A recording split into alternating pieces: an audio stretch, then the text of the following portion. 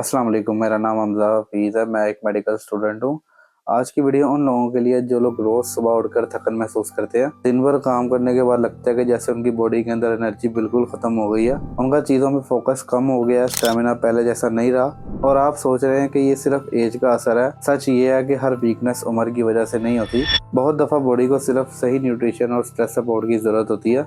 लेकिन प्रॉब्लम ये है कि मार्केट में इतनी मैन पावर वाली मेडिसिन हैं, ये समझ नहीं आता कि क्या सेफ है और क्या सिर्फ मार्केटिंग है। आज हम बात करेंगे एंड पे टैबलेट के बारे में। क्या ये वाकई एनर्जी और परफॉर्मेंस को सपोर्ट करती है, इसके इंग्रेडिएंट्स क्या काम करते हैं और क्या ये हर किसी के लिए ठीक है या नहीं।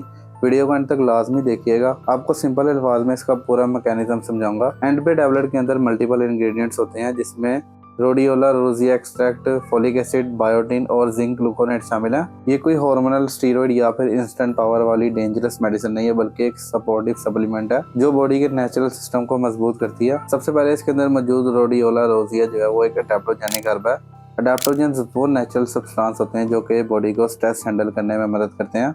ये रोडियोला ब्रेन में स्ट्रेस हार्मोन्स जैसे कोर्टिसोल को रेगुलेट करता है और मेंटल फटीग को कम करता है। इससे फोकस इंप्रूव होता है, मेंटल क्लैरिटी जो है वो बेहतर होती है और स्टेमिना ग्रेजुअली इंप्रूव होता है। ये स्पेशली उन लोगों के लिए यूज होती है जो मेंटल स्ट्रेस या फिर वर्कलोड की वजह से एग्जॉस्टेड फील करते हैं। इसमें मौजूद जिंक ग्लूकोनेट जो है वो मेंस हेल्थ में बहुत इंपॉर्टेंट रोल प्ले करता है। Zinc testosterone metabolism, sperm health और इम्यून सिस्टम के लिए एक जरूरी मिनरल होता है। अगर बॉडी के अंदर जिंक डेफिशिएंसी हो तो हेयर फॉल, वीकनेस या फिर रिप्रोडक्टिव हेल्थ इश्यूज आ सकते हैं। जिंक सेल्स की रिपेयर और हार्मोन बैलेंस में मदद करता है। दूसरी तरफ जो इस मेडिसिन के अंदर मौजूद है फोलिक एसिड, वो रेड ब्लड सेल्स की फॉर्मेशन के लिए ज़रूरी होता है। अगर फोलेट कम हो तो एनीमिया डेवलप हो सकता है, जिसकी वजह से पेशेंट को थकन या फिर वीकनेस पैदा हो सकती है। ये डीएनए सिंथेसिस में भी इंपॉर्टेंट रोल प्ले करता है, जो रिप्रोडक्टिव हेल्थ के लिए रेलिवेंट है। जो लास्ट में इस मेडिसिन के अंदर मौजूद है बायोटिन, वो ज़्यादातर लोग हेयर और स्किन के लिए जानते हैं, लेकिन ये एनर्जी मेटाबॉलिज्म में भी रोल प्ले करता है। ये कार्बोहाइड्रेट्स और फैट्स को एनर्जी में कन्वर्ट करने में मदद करता है,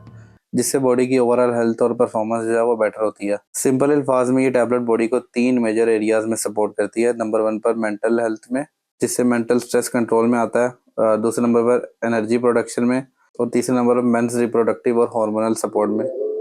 साइड इफेक्ट्स की बात करें तो ये आमतौर पर सेफ होता है, लेकिन कुछ लोगों को इसके इस्तेमाल के बाद माइल्ड स्टमक अपसेट या फिर नोजिया महसूस हो सकता है, स्पेशली जब ये खाली पेट लिया जाए। बहुत ज़्यादा जिंक के इस्तेमाल से मेटालिक टेस्ट या फिर माइल्ड गैस्ट्रिक इरिटेशन हो सकती है। इसे यूजुअली दिन में 1 दफ़ा लिया जाता है, लेकिन इसकी जो डोज है, एग्जैक्ट डोज, वो डॉक्टर या फिर फार्मासिस्ट ही गाइड करता है। ये कोई इंस्टेंट रिजल्ट देने वाली मेडिसिन नहीं है। इसके जो इफेक्ट्स हैं वो ग्रेजुअल और सपोर्टिव होते हैं। ये भी याद रखें कि किसी को अगर सवेयर इरेक्टाइल डिसफंक्शन या फिर डायबिटीज या फिर थायराइड प्रॉब्लम हो या फिर हार्मोनल डिसऑर्डर हो तो सिर्फ सप्लीमेंट्स पर रिलाई करना भी ठीक नहीं। आखिर में इतना समझ लीजिए कि एंड पे कोई मैजिकल पिल नहीं है, लेकिन अगर वीकनेस, स्ट्रेस या फिर माइल्ड परफॉर्मेंस इश्यूज जो हैं वो न्यूट्रिशनल डेफिशिएंसी की वजह से हो रहे हैं तो ये एक सपोर्टिव ऑप्शन हो सकता है। वीडियो अच्छी लगी तो चैनल को सब्सक्राइब लाजमी कीजिएगा। अल्लाह हाफिज़।